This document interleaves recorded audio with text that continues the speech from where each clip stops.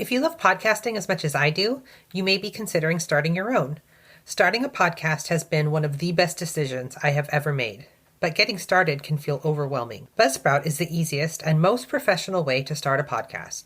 Buzzsprout has helped over 100,000 people launch their own podcasts, including me. Buzzsprout will launch your show on all of the major podcast platforms like Apple Podcasts, Spotify, and Google Play, to name a few. You also get a podcast website, audio players that can be dropped into other websites, and stats of who is listening, and so much more. Buzzsprout also publishes blog posts, podcasts, and YouTube videos every week. They are great tools and have useful information from expert podcasters.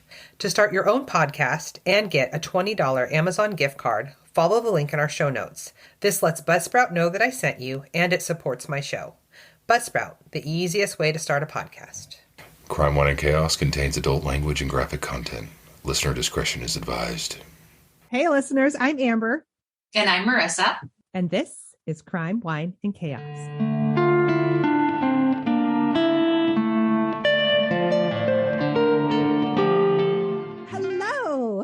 Hello. Hello, Marissa. Hi. Hello. This is do you prefer younger sister, little sister? Much younger sister. Oh, okay. Well, that's not accurate, but this is my much younger sister, Marissa. Hello.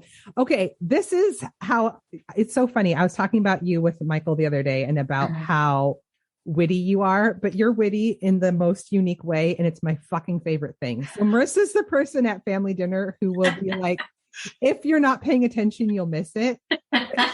You'll just pop off with the most brilliant fucking witty smartass thing, but it'll be like low key just under her breath, like while she's staring at her phone. It's so funny. Thank you. Yeah, the one-liners, that's where I shine. I'm not like a joke teller. I'm like the one-liners. Yeah, but you're quick with it and you're good at like the deadpan thing. Like you don't break out of the scene. You're it's so great. I can't keep a straight face with you. Oh, crack me up. Yeah, we always get the giggles. So giggly. Let's see what else. You're brilliant. You're a mom. You're a businesswoman and a student. And what else? A badass homeowner of like an old, like cool classic home that you're just like low key renovating by yourself in your fucking free time. Like, what are we even doing? That's a really nice spin to put on.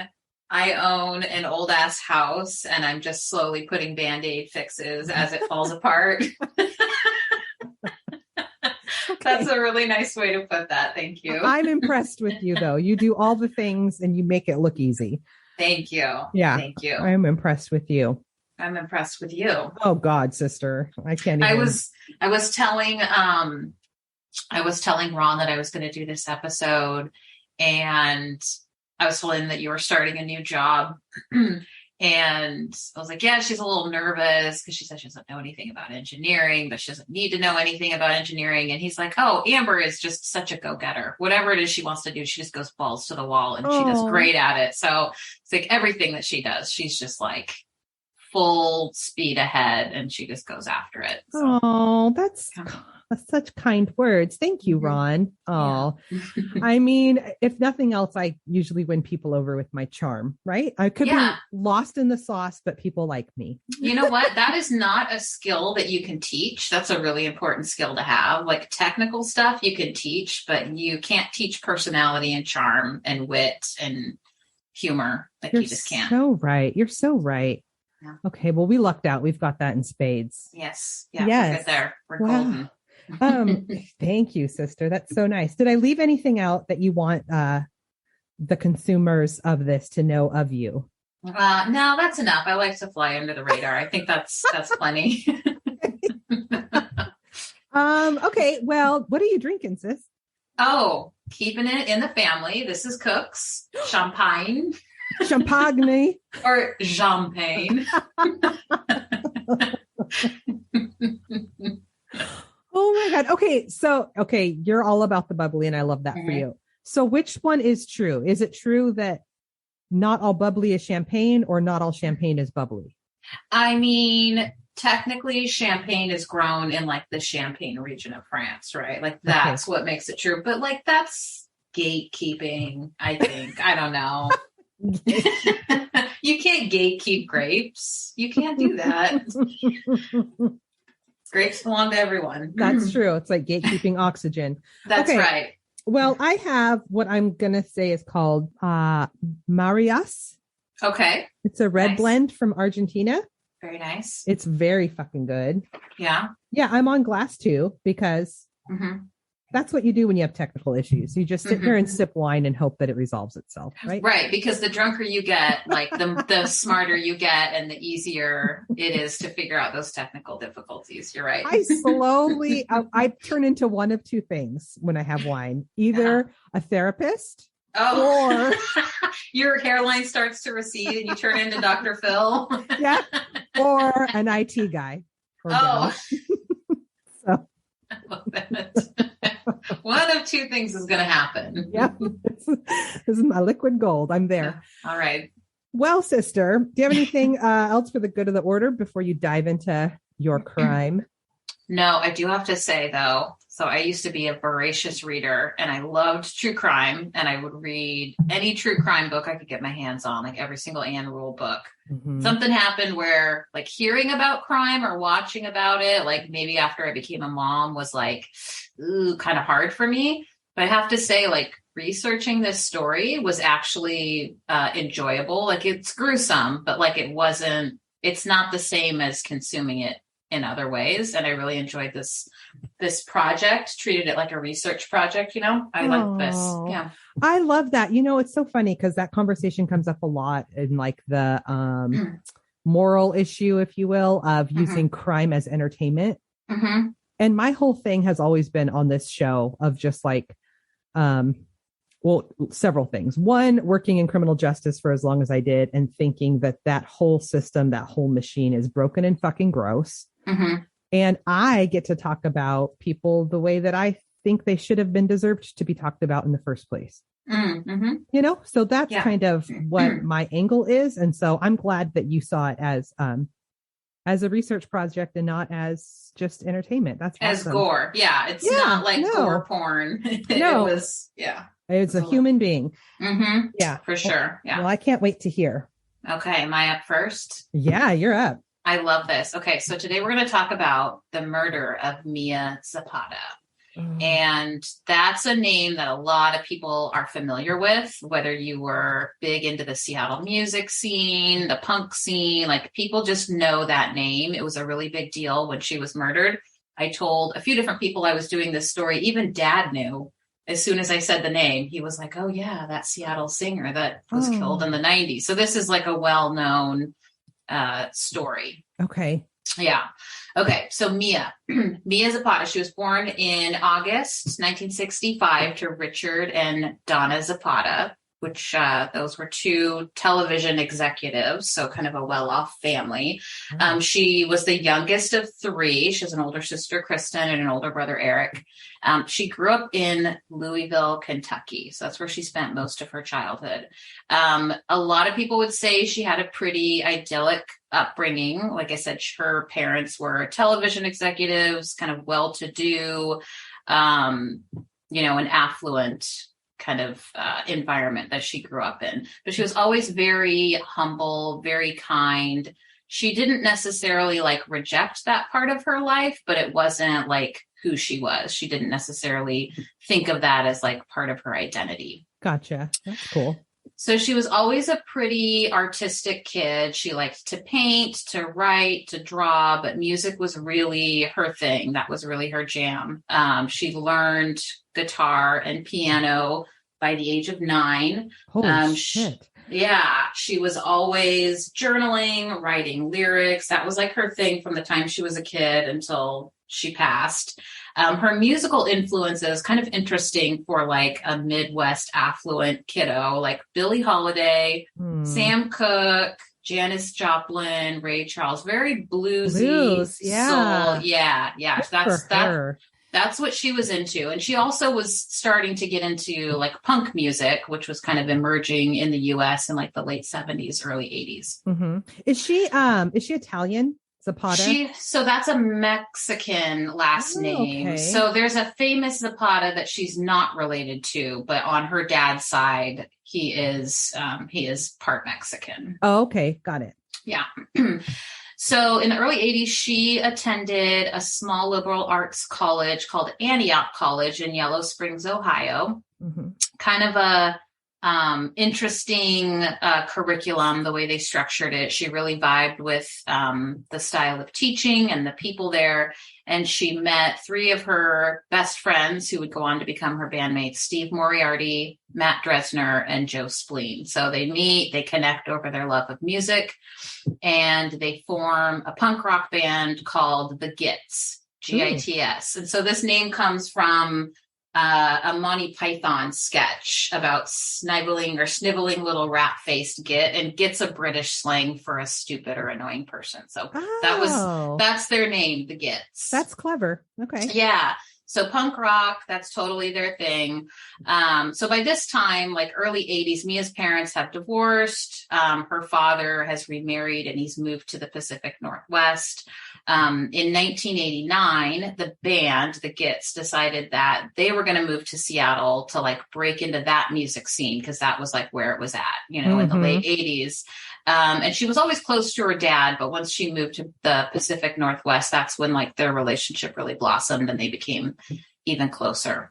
I'm trying to think of what was, because it's not quite the 90s grunge yet. Yeah. Like what was happening. I think Pearl Jam was starting to happen in Seattle at that time. Mm-hmm. So Pearl Jam, Nirvana, who else? Maybe Soundgarden, Alice in Chains. Yeah. So yeah, they were more like, they weren't necessarily grunge rock. They were pretty punk. Yeah. But they still fit in well in that scene, that kind of same vibe, if you will. Yeah. That's very cool. Yeah. So they move into this house on Capitol Hill that they nicknamed the Rat House for reasons. There were rats, there were cockroaches. It was just kind of a shithole, it sounds like. But they didn't care. They were living in Seattle. I'm sure, rent was cheap. So this was like, they lived here. They hung out here, band practice happened here, impromptu shows, parties, just general shenanigans would happen at the Rat House. And like a lot of people in that music scene would hang out here. It was kind of like the spot for a lot of, up and coming musicians.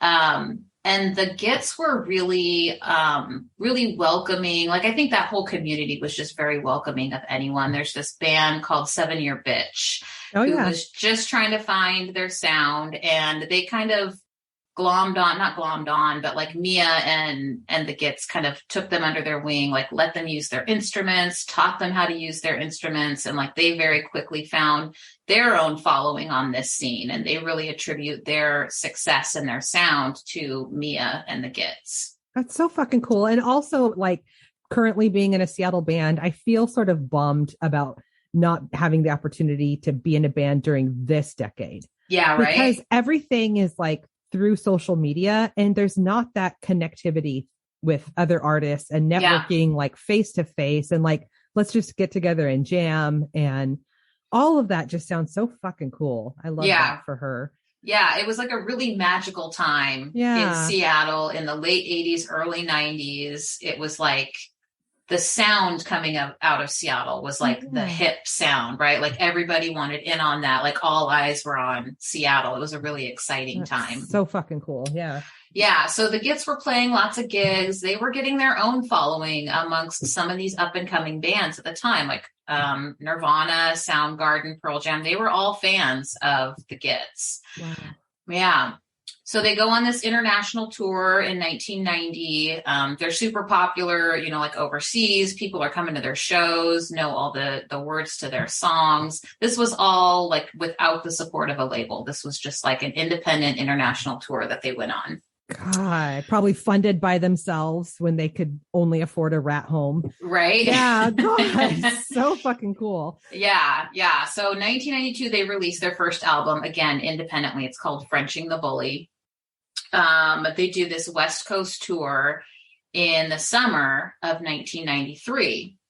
And this was another successful tour that they did. And earlier, I can't remember the exact date, but they had even played some local shows like opening for Nirvana. Like they were really making a name for themselves, and they were becoming pretty well known, and everything was really exciting around this time. Like this West Coast tour had great success. They were kind of being courted by these different record labels that wanted to sign them. It was like, oh my God, this is it. This is happening for us. Wow. God, I have the chills. So they come back to Seattle on July 4th, and Steve Moriarty, the drummer, recalls like just the day before or the days leading up to coming back, Mia telling him, I don't want to go back to Seattle. I feel like something bad is going to happen. I just have this feeling. God. And he attributed that at the time to a breakup she'd had. She'd broken up with this guy, Robert Jenkins, I think was his name. And he was another local Seattle musician. And like the breakup wasn't great. It sounded like Mia was kind of having a hard time of letting go. But she just had a really bad feeling. And she had been struggling with her drinking. So like her drinking was getting in the way of their music. And so on this West Coast tour, like her band had like basically sat her down and been like, hey, you need to get your shit together. Like you can't be drinking like this, or you can't be in the band. So she didn't drink the whole time she was on tour. So they come back to Seattle. She has a bad feeling. Steve kind of writes it off as, this breakup that she's still trying to get over. On the day of July 6th, so just 2 days after coming back from tour, July 6th, 1993, that morning, she meets up with her dad. They did this like every other month. They would get together and have lunch and hang out. And so they went to lunch. They went to Indian food. They went to Tower Records. They went to the Seattle Art Museum. He drops her off at home. And then she later that evening goes to, this recording studio on Capitol Hill, I think 11th and Pike. I can't remember the name of it, Pancreas Production Studios or something like that. Sure. Yeah. So she records, she's singing backup vocals for, I think her ex-boyfriend's band. She sings, she meets up with some friends at the Comet Tavern on Capitol Hill. That was like their hangout spot. She hangs out there and she's drinking. Like heavily drinking, right? And she's just come off this tour where she wasn't drinking at all. And now she's just getting shit-faced. Really going through it, right? So she's getting drunk. She ends up like leaving, and she goes down the street to this pizzeria and like buys some hard liquor and drinks that, and then comes back to the Comet and drinks some more. She is just throwing them back. Oh no. That's just so interesting, because when you first were describing her and her musical influences, and now with the drinking, the first thing I thought was like, I'm getting like hard, like Amy Winehouse vibes. Right. Well, and she wasn't like, she would smoke pot occasionally, and sometimes she would do hard drugs, but really alcohol was her vice. And the thing about Mia too, that everybody says, is that she was just such a modest, quiet, humble, kind person. Like she didn't have like that lead singer vibe about her all the time. She didn't want to be the center of attention. She was very like quiet and intuitive and observant. And a lot of people would describe Mia as their best friend. And it was probably true. Like a lot of people thought of her as their best friend. And she was just so kind and so loving and just had such a wonderful quality about her. Yeah. So that sounds awesome. Yeah. Everybody that knew her just knew she was special. She's drinking really heavily. She leaves the Comet Tavern around midnight. She tells her friends, I'm going back to the studio. I'm going to see if Robert is there. And then I'm going to stop by and say hi to this friend that happened to live in the same building that this recording studio was in. So she goes to the studio. Nobody's there. She goes up to her friend's apartment. She's still drinking. At this point, it's 2:00 in the morning. She's hammered. She's pissed off. She's upset she can't find Robert. She tells her friend, I'm just going to leave. I'm going to go walk down the street. I'm going to catch a cab. They're like, no, just stay. You can crash here. No, it's fine. I'm going to go. And she didn't drive. She didn't have her driver's license. So she would take cabs often. And she felt really comfortable doing that. She knew all the cabbies in town. It wasn't out of the ordinary for her to do this. So at this time in Seattle, was it a place like New York where you could just hail a cab? I think it was. Yeah. Weird. Well, and I mean, at this point in the night, maybe it was like you had to call a cab, and there might have been a dispatch center around the corner, because I think she was going to walk to like the Texaco station and catch a cab. So I don't think it was like you walk outside your apartment, throw your arm up, and a cab pulls over. But that was a common mode of transportation, you know, for the middle of the night. It wasn't unusual to take a cab. Interesting. Okay.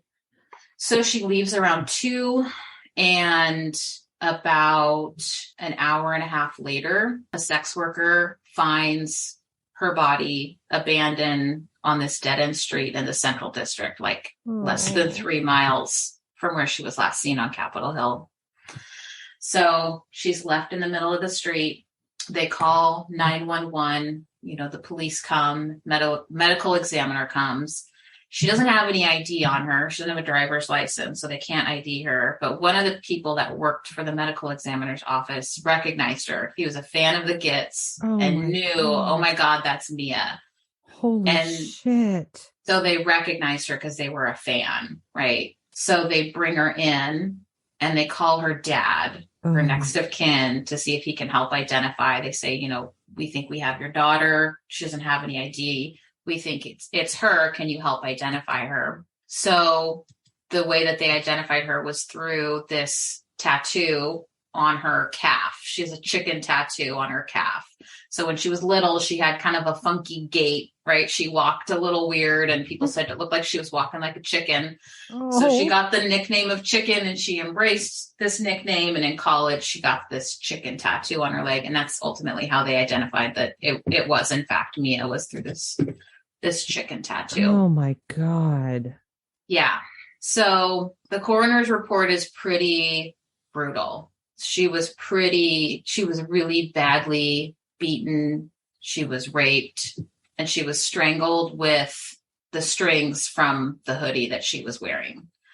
So her cause of death was asphyxiation, but the coroner said even if she hadn't succumbed to that, the beatings would have killed her. She had internal bleeding, a lacerated liver. She wouldn't have survived the beating. Who the fuck does that to a young, intoxicated? Oh my God. Yeah. Okay. Yeah. So the police, there wasn't any semen left behind, but it was very evident that she had been raped, and the police withheld that piece of information. I don't quite know why. Her family and friends, when they found out later, they were pretty upset about that, to hear that, you know, she had been raped and they didn't know. I think probably because this person was out there walking around and he's a rapist and a murderer, and they wanted to know.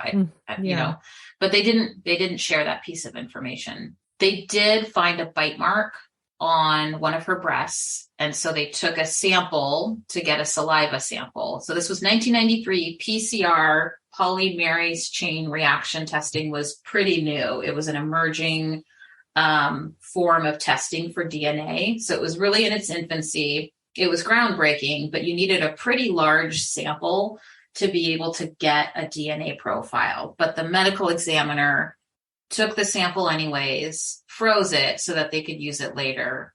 They had enough foresight to think this technology is going to become advanced. Mm-hmm. We'll be able to maybe get a DNA profile from this, you know, later on. Mm-hmm. So they did do that. Yeah. Yeah. So the really frustrating thing about this was that Mia's murder appeared to be totally random, right? So usually when something like this happens, the victim knows their attacker, right? It's usually someone within their circle. Mm-hmm. Everyone was questioned. Everyone that knew Mia, ex-boyfriends, cabbies that, you know, maybe had driven her around at one point in time. Everybody was questioned. Everyone was cleared. It also seems like it wasn't premeditated or planned in any way. If she was beaten and then used her own hoodie, mm-hmm. If they didn't come with a weapon. They weren't out looking for somebody. Yeah. Like, was it just total opportunity? Yeah. Oh just, it felt so random. And so this really tight knit community not only had this, beloved Mia been taken from them, but now everybody was like, who in the fuck did it? Right. So all the women are like, is there a murderer and a rapist in my circle? Like, is it somebody that we know? Mm-hmm. So that really fucked with people. Like, it took away their sense of safety. It rocked the community, and Mia was such a special person that it just, something like, part of that essence of that community was just gone when Mia was killed, Yeah. So yeah, it appeared to be just a random attack. Very little evidence. The police had no leads. Her friends, of course, were getting really frustrated because there was no progress in the case. So they decided about a month or two after her murder, with like no news, no updates, that they were going to hire their own private investigator to look into this. So they did some fundraising. They held a concert. Joan Jett performed with the Gits, singing with the Gits. Wow. They got lots of donations from like Nirvana, presidents of the United States of America, Soundgarden, Pearl Jam, and they ended up getting enough funds to hire a private investigator for about 2 years. She unfortunately wasn't able to actually come up with any leads on her own. And even after the funds expired, she continued to work on the case because she wanted to, find the murderer.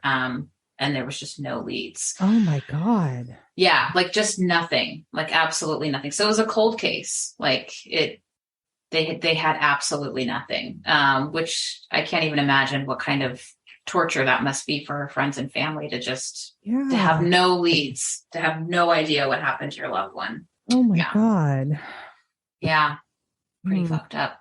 Yeah. So fast forward almost 10 years, June 2002, this PCR testing has become much more advanced. Mm-hmm. And the police decide, let's see if we can, pull this DNA or this swab and see if we can get a DNA sample or a DNA profile, if you will. Mm-hmm. So they pull it and they get 2 samples, 2 profiles. One is Mia's and one is an unidentified male. So they pop it into the national database because at this point there's the CODIS system, I think is what it's called. Mm-hmm. And it basically just is constantly checking to see if there's a match anywhere out there for any other profile that they have in their system across the United States. Right. So the same year, 2002, Florida passed a law that expanded the DNA profile requirements to include felons convicted of burglary and robbery. So it used to be just certain crimes that you were convicted of required you to have a DNA sample on file, and they expanded that. That's so fucking awesome. So in December of that year, the Seattle PD, the cold case detectives, get notified that there was a match. Shut up. There was a felon in Miami named Jesus Mesquia, and he had recently completed probation for possession of robbery tools. And as part of his probation, he had to give a cheek swab for a DNA sample. And it came back as a match to the saliva sample that they found on Mia. Why did I think this was an unsolved case?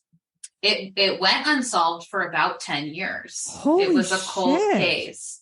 Yeah. And this guy, he had a really checkered history: assault, attempted kidnapping, aggravated battery, false imprisonment. He was a piece of shit. Holy shit. Domestic violence. He was living in Seattle at the time of her murder. Like, there's no question that was his DNA found on Mia. But in addition, he has a history of assault or attempted assault. And he lived in Seattle at the time of the crime, like not even a mile from where she was left.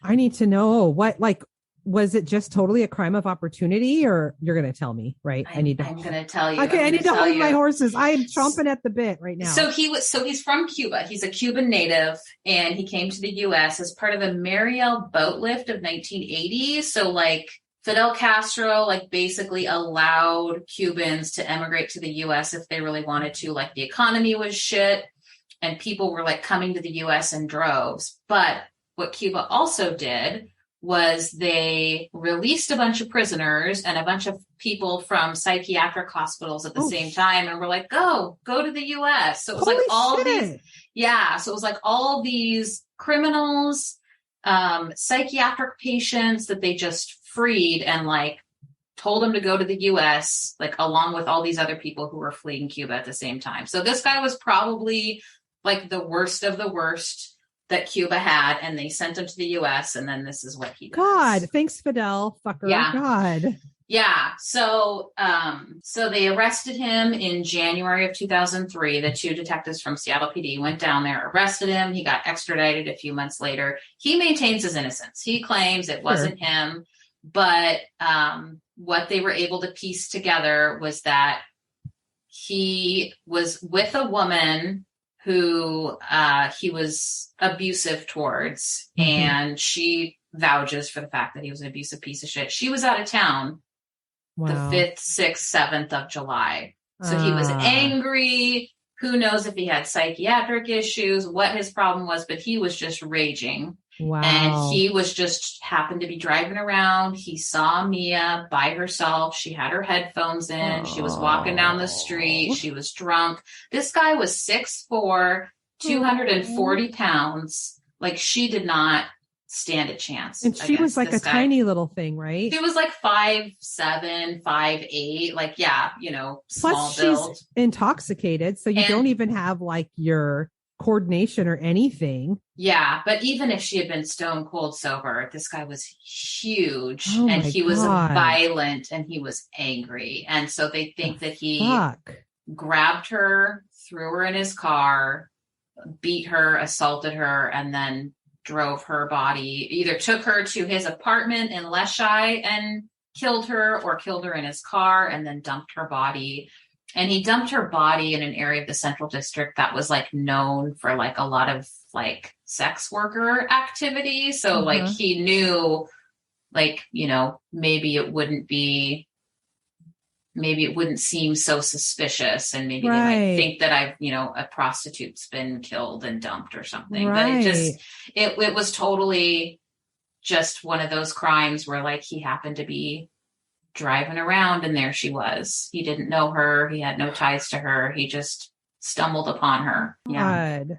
So fucking sad. Yeah. Just random, right? I mean, nobody deserves that, but Mia especially was just such a special person, and so beloved by so many. And it just really fucked up her community. Like, they just weren't the same after she died.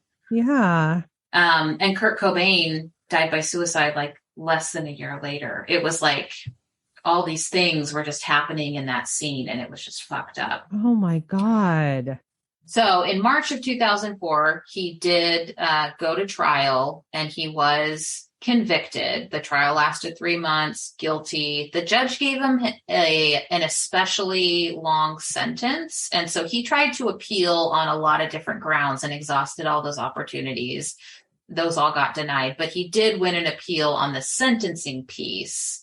Something about like the jury didn't ask for an exceptional sentence, so the judge shouldn't have given him one or something like that. Okay. So he gets resentenced, and instead of the 37 years he originally got, he got 36, right?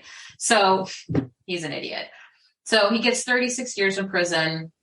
He always maintained his innocence. He never spoke at his trial. He ended up dying in prison in Washington in January of 2021. So, yeah. Wow. Fuck. Was he in Walla Walla? Ooh, I don't know what prison he was in. That's a good question. God. What a piece of shit. Absolute piece of shit. Yeah. Never spoke on it, maintained his innocence. Like, dude, fucking DNA profile on you was found on Mia. Like, you fucking did it, you piece of shit. What a fucking dick. Yeah. But so this was the first case in Washington to be tried on a saliva sample. Oh, shit. I didn't know that. Yes. In response to her murder, Mia's friends did start a nonprofit called Home Alive. And they don't have like a brick and mortar, but they have an internet presence still, and they teach self-defense. And all their materials are available free of charge on their website. And that's still a thing that you can go out and learn how to defend yourself. Good God. Wow. Yeah. The other kind of morbid, interesting fact about this is that Mia was 27 when she died. So she's part of that 27 club or whatever they call it. Well, I feel like I suck right now because one of my chaos stories that I did months ago was the 27 club. And I didn't realize like she wasn't on whatever list I was looking at. Now I feel terrible. But it's good to know. Wow. It's so wild. It's so wild. Yeah. Isn't that just crazy? Like a random attack and he stole like this shining star. Yes. And she has a beautiful voice. You should listen to some of their music if you haven't already. I'm going to. She has such a beautiful voice. Oh, wow. Wow. Yeah. Thank you. Yeah. So finally, 10 years after she was murdered, her killer was found, brought to justice, and now he's fucking dead. So good for him. Fuck. Yeah. Why did I not know that? I always thought that was an unsolved case. So I was watching the documentary, The Gits, and it premiered at the Seattle Film Fest, and then another version was shown at South by Southwest like a year or two later. But at the tail end of them making that documentary is when they finally got the DNA match and arrested the guy. So it was like at the end of the movie, they like added in, they finally found her killer, but people had really given up hope and were just like, he's just out there somewhere. God. Oh, that's so fucking awful. Yeah. Oh, yeah. Wow. What's really spooky is like, it wasn't like, obviously it wasn't in her circle of people. Right. It was just like that decision to, I don't know, walk home by yourself with, and not that it's her fault. I'm not victim blaming, but doing what every person should be able to do, which is have drinks, pop in your earbuds and walk home. Yeah. Like, right. It wasn't like, you know what I'm saying? It's not like she made poor choices in friends. It's not like, because people want to think that they can prevent it or like that won't happen to me, but she was just fucking living her life. Just living. And that was part of the outrage from her friends that started Home Alive, is that all of the kind of self-defense information for women out there at the time was like, dress modestly, don't walk alone at night, right? And it was all very victim blamey, but it was also like, well, what about fucking like sex workers who have to walk around at night? Like, shouldn't they know how to defend themselves against an attacker? Or what about someone who works the night shift and like doesn't have the money for a fucking car or a cab every night and they have to walk home, right? Like it was very, the self-defense information and education out there at the time was very catered to a specific audience that wasn't Mia, right? And wasn't about, the average everyday people. And so that was really the inspiration for them to start Home Alive, was like, no, let's teach people how to actually like fight back. Like, fuck dressing modestly, like that doesn't save lives, No, absolutely not. You should be able to dress anyway and be intoxicated and put your earbuds in and walk home and get home safely. That should just be a fucking, where's the class about, hey, men, don't beat and rape women who are trying to walk home? Right. God. I was watching this little stand-up bit where the gal was like, we really need to stop calling them rapists and calling them rapers, right? Because rapist has like therapist or dentist kind of feel. Yes. We don't call them murderers. We call them murderers. So they should be called rapers. I had never thought of that. That's a good point. Yeah. From this day forward, I will call them rapers. Yeah, don't be a raper. No, don't be a fucking raper. Yeah. Yeah.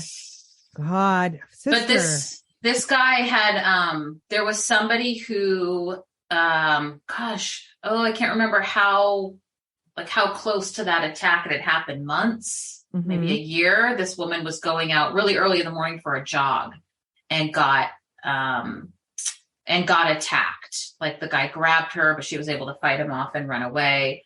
Nothing ever came of that. Another gal, God, I want to say like 10 days after Mia was murdered, this gal was walking home late at night and this car pulled up and she looked over and saw the guy was like trying to get her to get into his car, but he was masturbating. And she like screamed, and he drove off, and she got his license plate, but the police didn't do any follow-up. And then later, after the guy was arrested, they finally looked into it. Oh, it was that guy's license plate. Like it was Jesus Mesquia was the guy that tried to. Fuck. Yeah. So he was out there trying to get women. He was just on a mission to attack. What a piece of shit. Right? Yeah. Wow. Well, yeah. Oh my God. That's devastating. And also the best version of that story I have ever heard. So well done, sister. Fuck. Thank you. Very thorough. Thank you. Yeah. Do you need a refill on your wine or? I should do that. Yeah. Okay. I should. I'm doing that too. I don't have an assistant to refill mine. I don't have nobody's here right now. Michael just sent me his ETA. He's on his way here. Do you love that? I love that for you. But when are you ever by yourself? I know. Oh, Jade's working and Michael was working, but he's going to come home and grill burgers. I did all the mise en place. Oh my God. Cheeseburgers for Amber. Oh my God. And French fries. I have waffle fries. Oh, yum. What are those tater tots that used to make all the time? You used to bring them to mom and dad's. They were so fucking good. Oh yeah. The rosemary Parmesan tots. Yes. Where did you get those? Whole Foods. They're the Alexa brand. Okay. Because I look for them every time I go to the grocery store and I can't ever find them. Those are the only kind of tots I want in my life. Yeah. Okay. Next time you're over, I'll make sure I have those tots on. Okay. Yeah. That and a little ranch. Oh man. Oh, fuck. Heaven. All right. Well, I've got some fucking chaos for you. All right. Have you ever heard of the E2 nightclub Stampede?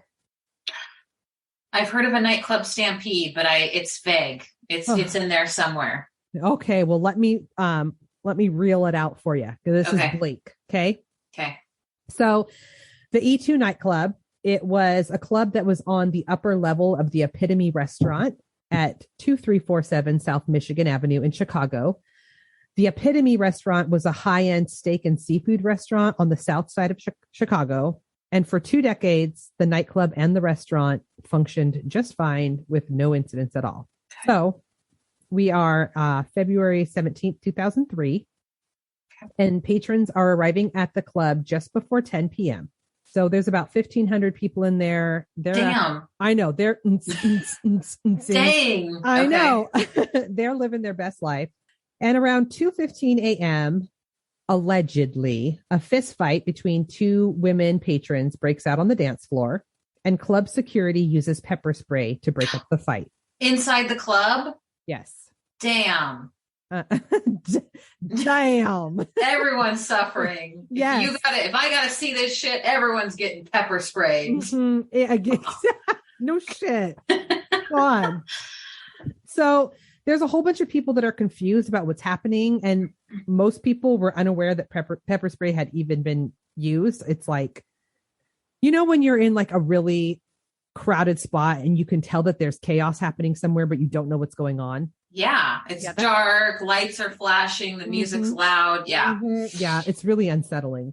Yeah. Man, I miss going to the club. Oh man, sister, let's plan a night. Let's bring our pepper spray. Let's do it. Oh my God. Let's bring our pepper spray. We'll probably throw a hip out in bed by 10. We're doing it. So this was also like not too long after 9/11. So as soon as like the pepper spray situation hit their noses, some people started to think that maybe it was like a terrorist attack. Oh, right. This was like when anthrax was happening. And so they were like, there's some sort of poisonous gas happening in here. Right. Mm-hmm. So of course that freaks people the fuck out, and everyone panics. And they start running towards the only exit door that they know exists, even though it's not the only one that exists. And so that is the door where they have to go downstairs, back out the main doors of the restaurant. And so, of course, this creates like a whole bottleneck situation because there's 1,500 people, right? Yeah. And not only that, but to get from the upstairs club to the downstairs restaurant and out the door, it's like a really steep, narrow stairwell. And then for whatever reason, the doors that go outside to the street open inward. Oh, that's against fire code, I think. Yeah, I think so too. So we'll circle back to that. Okay.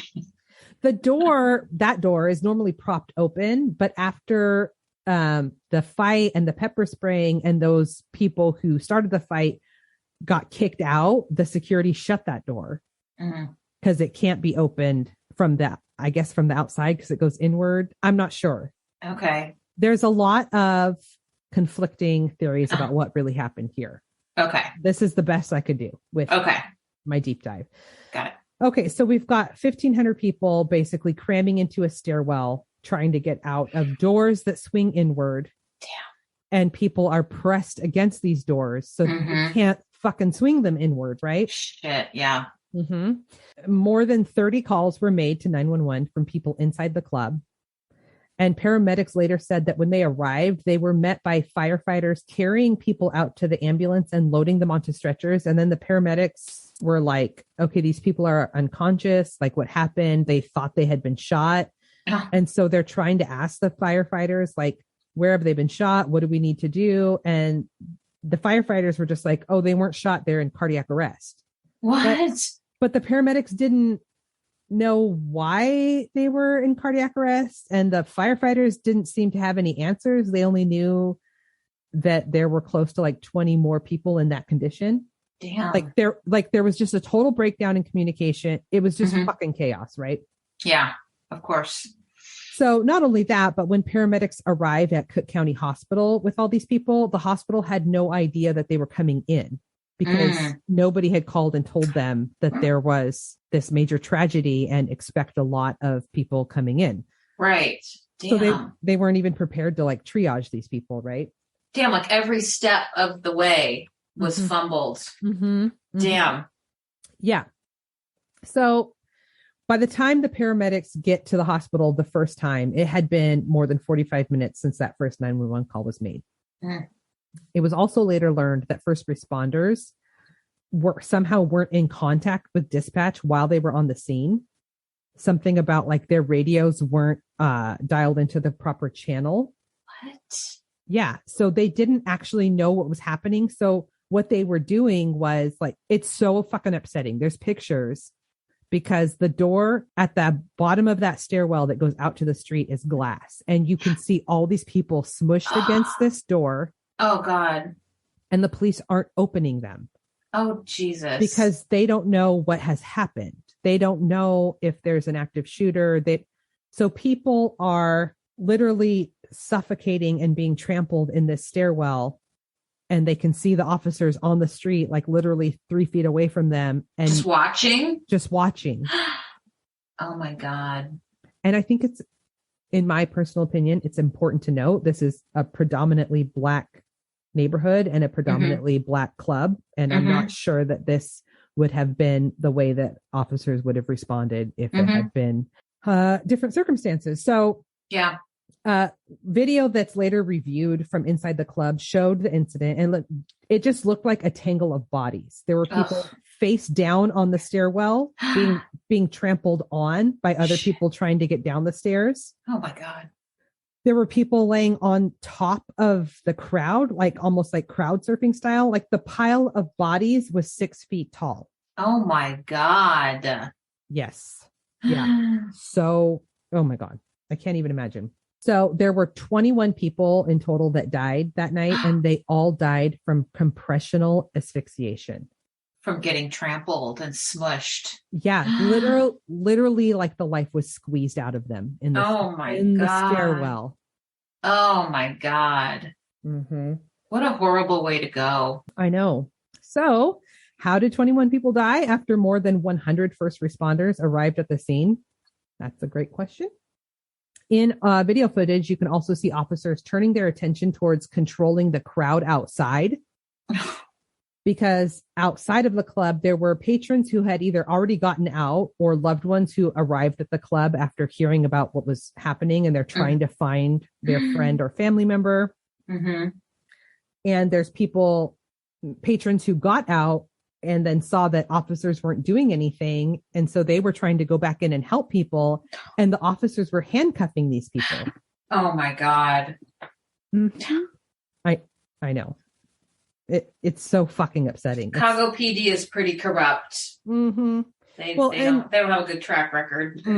No. I mean, I did a story, I think 2 episodes ago with Naomi, where I was talking about the death of Ruthie Mae McCoy, who lived in the Chicago housing projects on the southwest side of Chicago, and how she just lay dead in her apartment for 3 days before Chicago PD even made an attempt to go in and see if she needed help. So yeah, it's pretty fucked up.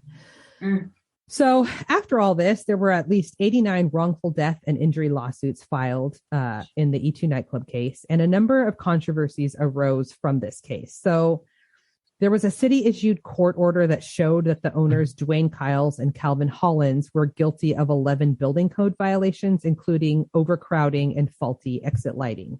Damn, yeah. Yeah.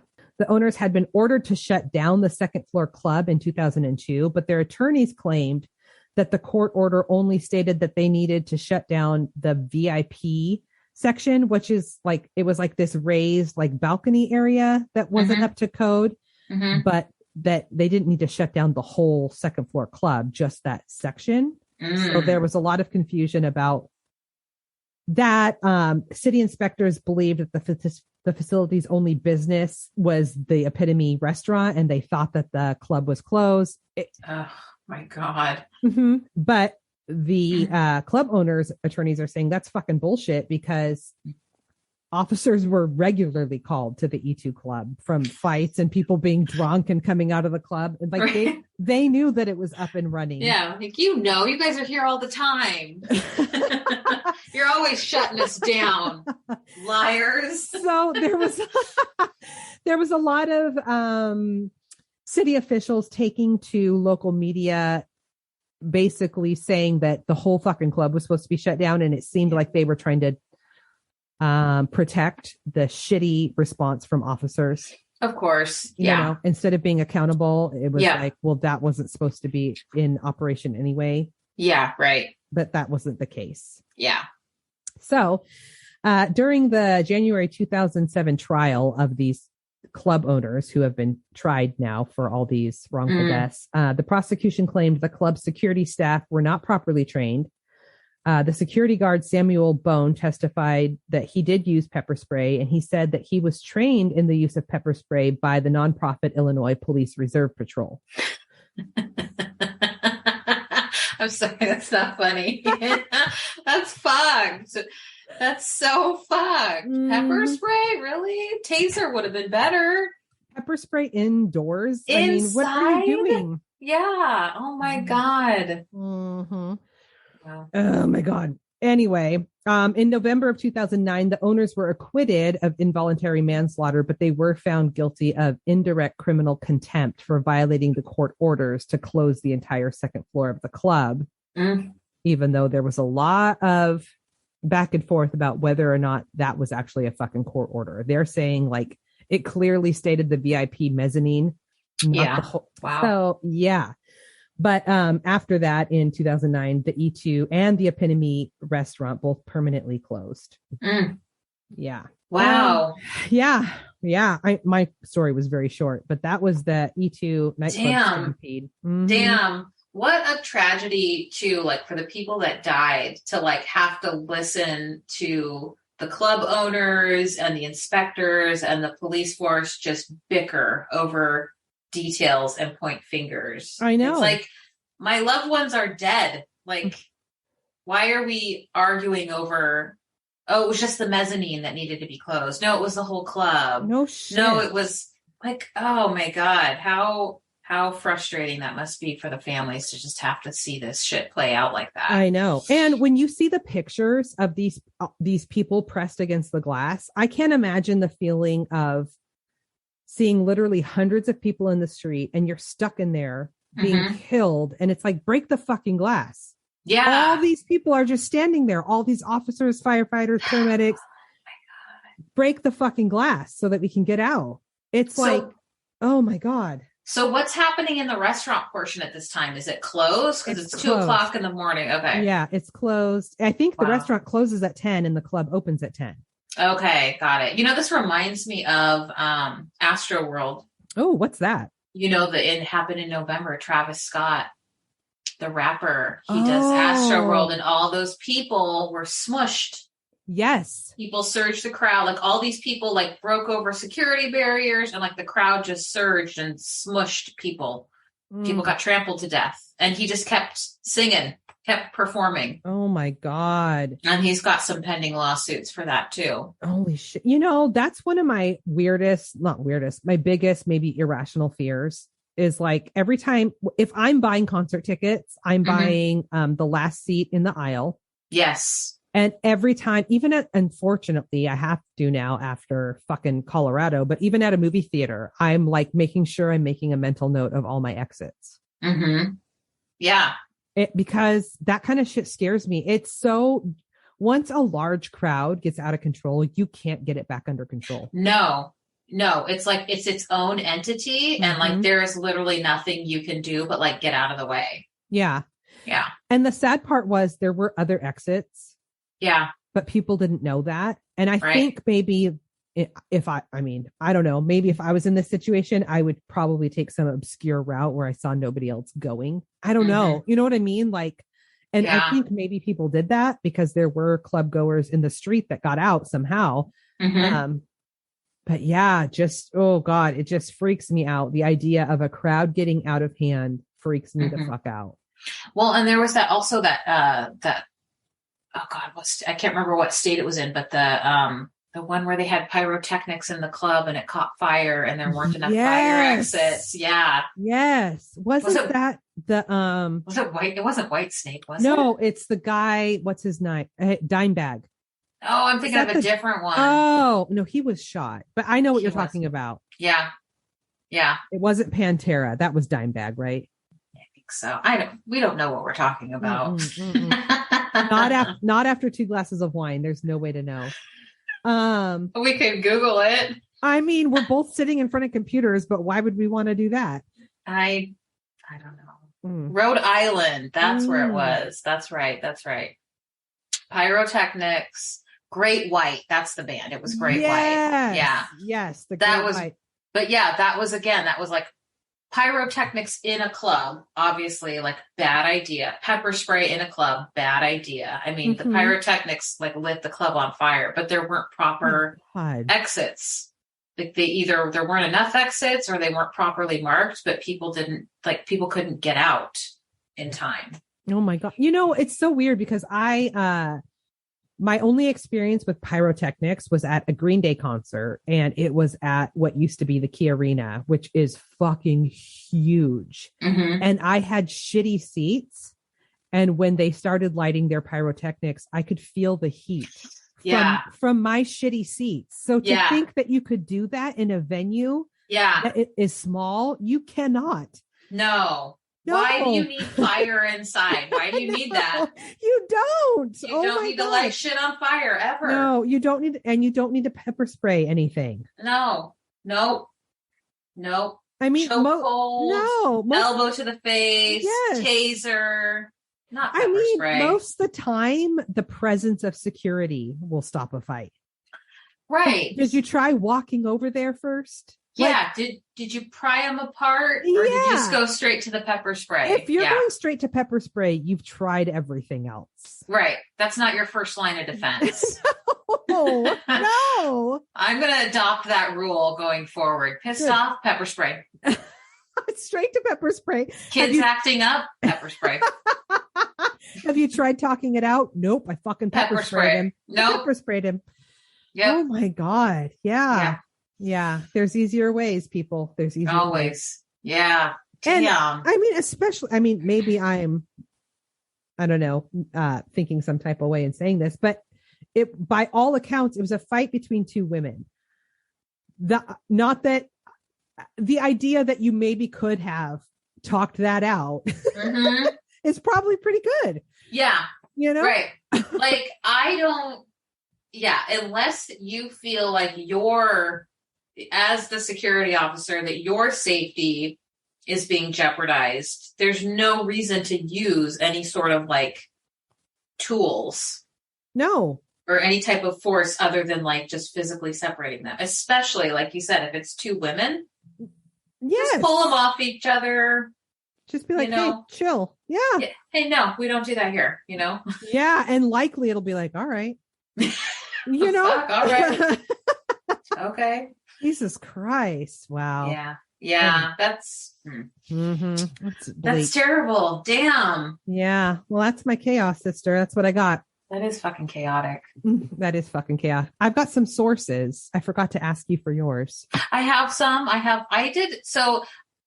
was saying earlier that I really enjoyed the research aspect of this. So last quarter, or in the spring quarter, I did English 102, and like our big thing was a research-based essay and like learning how to do a proper bibliography. So I have a formal works cited page for you. Oh my God. You can make me look bad. I love it. It's like I used my MLA handbook. I was just going to ask you, did you use MLA citations? Yes, I did. Good for you. I'll email that to you. And I have some pictures too of Mia and the Gits that I'll send to you. But yeah, I'll send you my works cited. Okay. I love that. Wow. Yeah. This was fucking amazing. This was fun. Thanks for podcasting with me. Thank you for having me.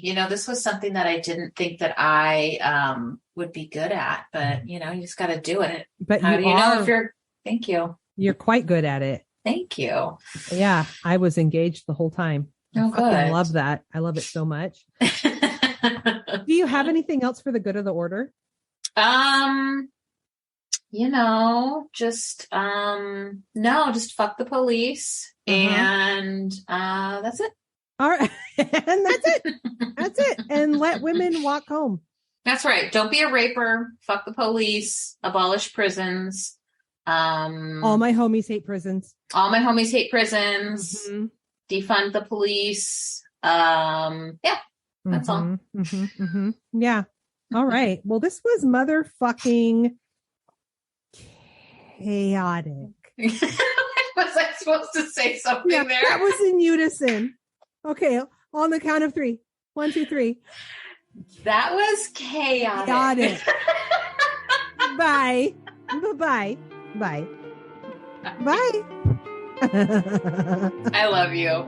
Thank you for joining us on this episode of Crime, Wine, and Chaos. Artwork by Erica Peterson. Music by Paul Abner.